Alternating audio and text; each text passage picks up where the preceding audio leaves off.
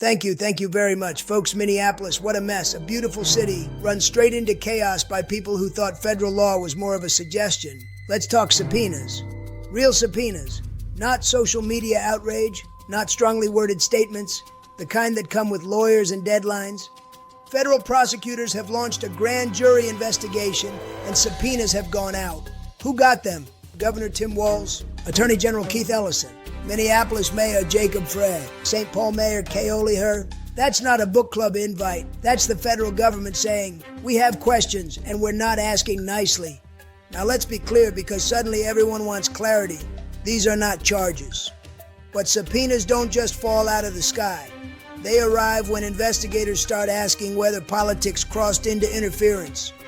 Governor Walz, very calm, very reassuring, now gets to calmly and reassuringly explain his emails.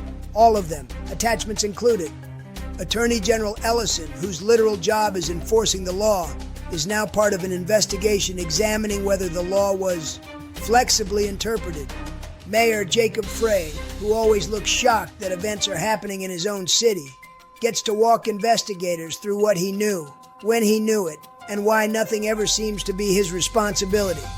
And Mayor Keoli Her is now involved because when federal investigators start pulling threads, they don't stop just because someone hoped they would. And what are investigators looking at?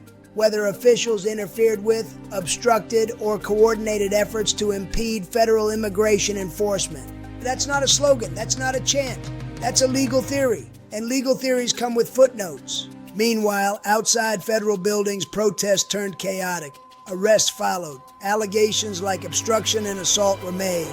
And suddenly the same politicians who chant accountability are asking for everyone to slow down. Then came the courts. A federal judge limited how federal officers could respond to protests. The Department of Justice appealed immediately.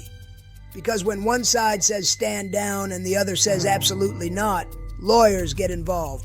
And just to make sure every courthouse got a workout, Minnesota and its cities filed their own lawsuit trying to block ICE enforcement altogether. Different case, same message. Please make the federal government go away. So let's review. Subpoenas issued.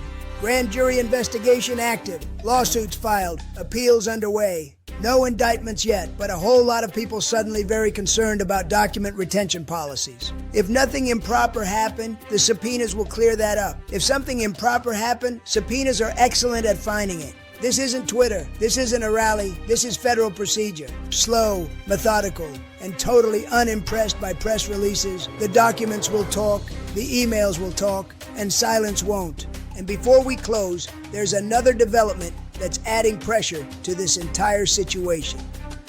Independent journalist Nick Shirley says he is continuing to uncover new evidence. He describes it as evidence of fraud tied to publicly funded programs, first in Minnesota, and now pointing to similar concerns he claims to be finding in Ohio. His reporting has gone viral online, drawing attention to nonprofit organizations and government-funded operations that he alleges may not be operating as advertised.